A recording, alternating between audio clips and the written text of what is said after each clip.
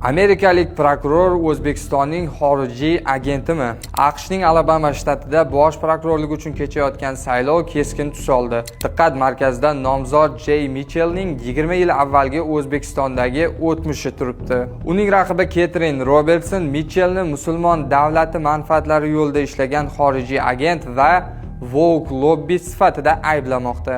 Xo'sh, aslida gap nimada? Jay Mitchell 2000-yillar boshida o'zbekistonlik taniqli muxolifatchi Sanjar Umarovning huquqlarini himoya qilgan. Nomzodning ta'kidlashicha, u ushbu faoliyatni mutlaqo bepul inson huquqlarini himoya qilish maqsadida amalga oshirgan.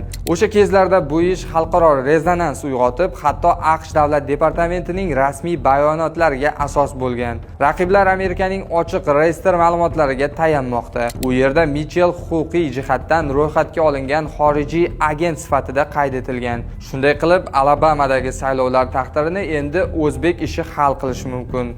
So'nggi yangiliklarni kuzatib borish uchun Anhor.uzning ijtimoiy tarmoqdagi sahifalariga obuna bo'ling.